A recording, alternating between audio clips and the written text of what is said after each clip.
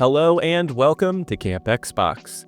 Fighting games are some of my favorite titles. I'm definitely not a pro, but these types of games are my go-to party titles, and the original Xbox has many to offer. Recently, I polled the community about what they wanted to see on a 3D fighting game list, and today I have the top 5 most commented and liked games. And since I only picked 5 for brevity, some just barely didn't make the cut, like Soul Calibur 2 and Bloody Roar Extreme. So if you want to see those in another list, be sure to comment below. All footage was captured off of an original Xbox, and I'd like to thank my YouTube channel members for their support. But let's go ahead and hop into this one.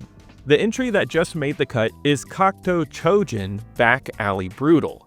This Xbox exclusive came out on November 12, 2002 in North America and January of 2003 in Japan. It was published by Microsoft Game Studios and developed by Dream Publishing, a team made up of members of Dream Factory, which made the Tobal and Ehrgeiz fighting games. This game is more famous for its history than its actual gameplay. The game was originally just made as a tech demo to show off the graphics and lighting that the Xbox could handle. The footage went over so well that it was pushed into becoming a full-fledged game. Unfortunately, chants from the Koran made it into the background music of a character. The developers didn't know its origin and just thought it sounded cool, and they threw it in. This caused significant backlash and caused the game to be recalled, and an amended copy was released.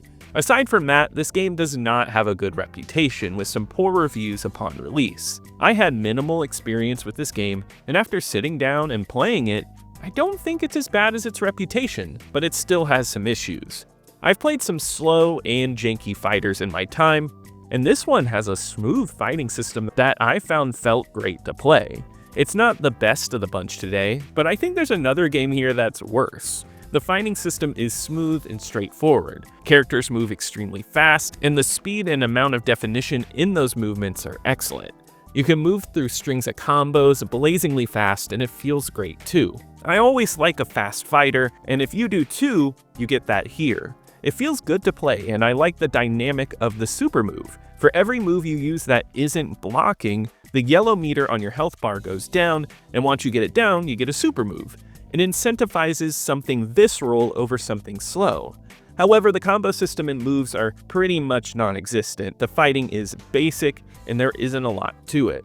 Overall, the game feels like it's just missing something. There are hardly any modes, and the primary arcade mode has a tech story and feels paper thin. A fighter without extra game modes in the 6th generation just feels lacking. It could be fun and have gorgeous graphics, and this game looked great in 2002, the lighting and smoothness of the camera are excellent, yet still without much to do, it feels lackluster.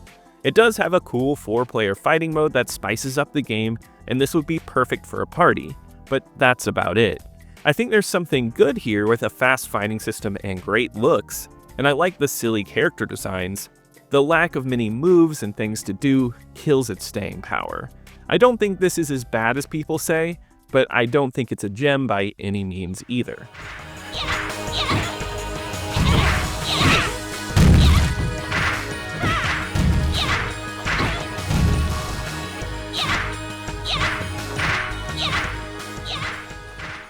The 4th most voted for game was Mortal Kombat Deadly Alliance. It was released on November 22, 2002 in North America on the GameCube, PS2, and Xbox, and the following year in PAL regions. This was the first Mortal Kombat game to come to Xbox, and I have memories of playing it. I played this one a ton, but as soon as I got Deception, I never really looked back. I'm excited to replay this one for this list. It's time to reflect on it and go back to it. Mainly because I think a lot more limelight goes on Armageddon and Deception. Deadly Alliance is a nice upgrade from 4, which is a game I don't love. I think they add enough here to make it feel more substantial. I like that this game allows you to swap between 3 attack classes, one of them being weapons. I found it impressive then, and I still think it's neat. It makes it stand out in the series. I like that you have stronger attacks, but you're more open to attacks. The fighting in general is smooth, sidestepping and dashing makes it feel faster than usual, and juggling is always a good time. Most of the fighters here have great personalities and bring something unique. There's a lot of unique characters in this entry, and I like that there is some variety here. It looks good on the Xbox and supports a nice 480p resolution and widescreen. It's crisp, and the game has a clay-like texture that makes the blood pop when attacking. Of course, it wouldn't be Mortal Kombat without hyper-violence, and it brings it here in spades. Blood trickles everywhere, and fatalities are brutal, though I wish this game featured more. This entry also does a great job with its music, which Mortal Kombat has always had a distinct sound from the beginning, and this one keeps that tradition. One thing I've always enjoyed about Mortal Kombat at this time is its dedication to the story. There's always a plot going on, and they try some bold things in this entry. I think the Mortal Kombat lore helps it stand out in the sea of fighters because you understand the characters you play a lot more. Also, the surprise reveal of the death of a Mortal Kombat mainstay is insane, especially for me the first time I played it. On top of just fighting, you get a conquest mode, which is a simple mission mode, but I think it's a fun addition. You also get a ton to unlock here with the Crypt. You get currency and unlock things like concept art, stages, and more by just playing the game. It's simple here, but the incentive to unlock things makes any fighting game more fun. I still think I'd play Deception over this one because that game has some great extra game modes, but Deadly Alliance is still fun. Check it out if you haven't played it in a while. Before we move on, I want to thank you for watching this far in the video. And if you're enjoying it, please leave a like as it really helps out my channel in the algorithm. Subscribe to keep up with the Retro Xbox content, and comment below with any memories of any of these games or a game you want to see on the next iteration of this list. But let's go ahead and move on.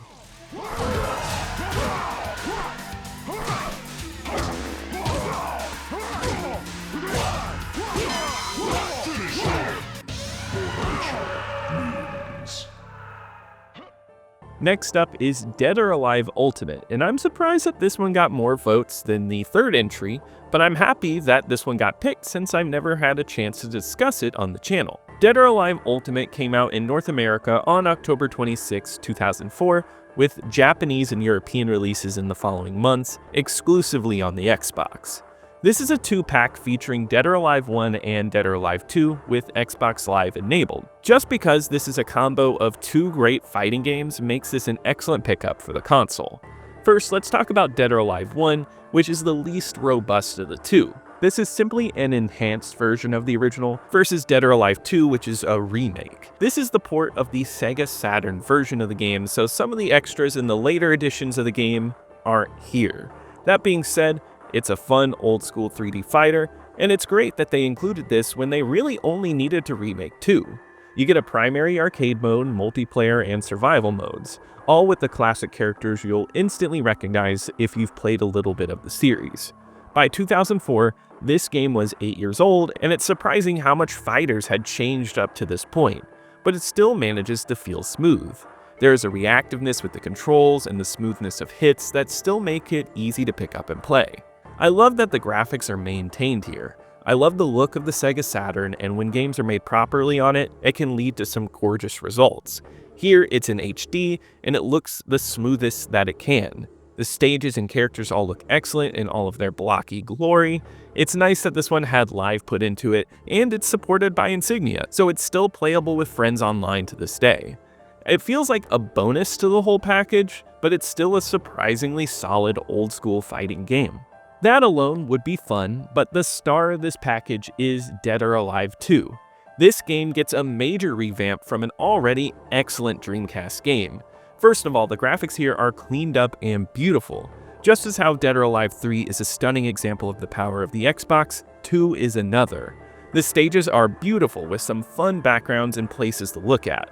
The characters look excellent as well, with some awesome animations, and they look beautiful. The fighting is just as smooth as you would expect from the franchise at the time. Movement is smooth and fighting feels pitch perfect. Combos and juggling are a blast, and this game moves quickly. The controls are some of the best, and it's just more of an excellent franchise on the Xbox. This is perfect for any fighting game fan to pick up and play, and it feels easy to learn. Throw this on with a group of friends and you'll be guaranteed hours of fun. I appreciate how much this game feels like a full package. You get your timed arcade mode and local and online multiplayer, You also get a survival mode that rocks in this game. In this mode, enemies are being thrown at you constantly and it's blazingly fast. You knock out enemy after enemy, trying to kill as many as you can. I can play the survival mode forever. It's so much fun. The story mode is excellent too. You get some detailed cutscenes for every character, and though it moves with the speed of a normal arcade mode, you get some nice story thrown in there too. Dead or Alive Ultimate is a great package on the Xbox. If you're a fighting game fan, it's well worth owning in your collection. It's even backwards compatible on modern Xboxes, which looks even better. It's a fun throwback and a nice collection overall.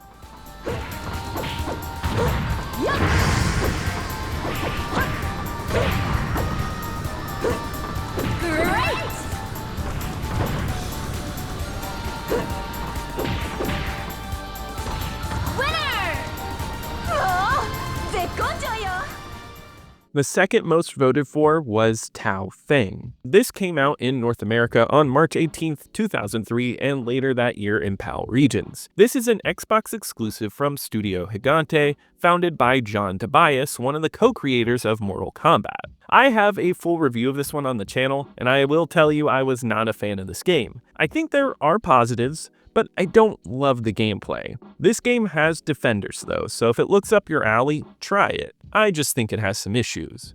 First of all, the graphics work here. I love the game's distinct, futuristic look and its incredible fidelity. Stages and destruction all come off great, and the character model animations are seamless. Though I don't think any of the characters really stand out, they have some fun animations and the violence is a nice touch. I think the roster is lackluster all around. I find the combat in this game to feel sluggish. It's not satisfying to pull off combos, and overall it feels like a mess to play for me. You can get it down and brute force your way through it, but I don't think it's that entertaining. Combos feel challenging to execute and very slow. It feels like wading through combos, and it isn't fluid, and it's something I just don't enjoy. It's sad because there's a lot of great ideas here. I love the stage destructions where you slam enemies into pillars and see the environment topple and get destroyed around you. You can also use objects in the environment to hurt others. This game gets stage interactions down right, and it makes every stage stand out. The stage design looks spectacular, and it feels like a lot of thought and detail went into everything here. It makes the fighting a bit better when you get a look at what they devised for you to fight in. I also like the limb damage system where if you repeatedly hit someone in one location, it can hurt them for the rest of the game. It's a fun and different element that spices the game up. The game modes are fairly standard here and are fine. It features game modes like survival and multiplayer, but the quest mode is where you'll spend most of your time. Here you go through a giant story with some serious lore and dialogue and you fight enemies. It's not bad, but like I said earlier, the fighting is just a bit sluggish. This could be just me since I like something a bit faster for my combat, and it just overall comes out feeling like a mixed bag, which is sad because I do think something good sits underneath this game. I feel like if we ever got a sequel, it could have been done so much better, but that was never meant to be. Limb damage alert. Player 1.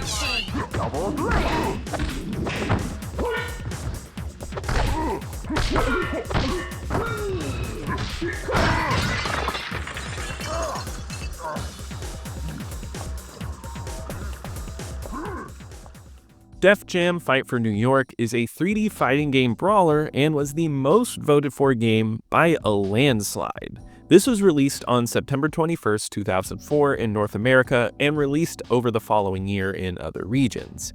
This saw releases on all major consoles at the time. It doesn't surprise me that this made it to the top because this is a fun and unique addition to the Xbox fighting game lineup. It's full of creativity and is a blast to play at a party. That's actually the only way I ever played this game back in the day. I never owned it, but this was a staple at sleepovers and parties. Now that I've been able to play the story mode and other game modes, I've realized just how great this game is. First and foremost, the roster here is insane. The way that they got such an incredible collective of rappers and non-rappers to create a fighting game roster unlike any other.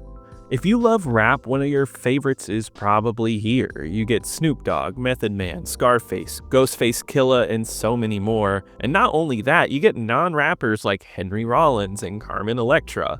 all of them with unique voice lines, and it gives this game so much personality. The fighting, I feel, is more based on wrestling games, but has the veracity of a fighter, especially when you get into the 4-player fighting mode. Here you will grapple, throw, and punch out your enemies. It feels smooth and easy to pick up and understand. That's why this makes for a perfect party game. It's fun to just run around in a 3D environment and just beat the crap out of everybody as a rapper. I like how the environments are well made and an audience surrounds you. They will cheer and chant while watching, and it makes the environments feel alive and dynamic. If you're playing alone though, this game has an excellent story mode. It's a beautiful game that runs exceptionally well on the Xbox. There are plenty of cutscenes, and the world you explore has a lot of options. You can build and design your characters, go to the clothing store and deck yourself out, change your hairstyle, and get into harder and harder fights. It's like a sports game career mode, which is perfect for a game like this. There's nothing like a good multiplayer game that also has an in-depth story mode. It's a game that's perfect no matter the situation. I think it goes without saying, but the music here is excellent. If you like rap music, you'll be right at home here. If you like unlockables like me, there's a ton to dig into with this game, and there's content to keep you around for hours and hours. Overall, Fight for New York is a blast of a fighting game, and it's well worth seeking out since it still remains great to play and a classic.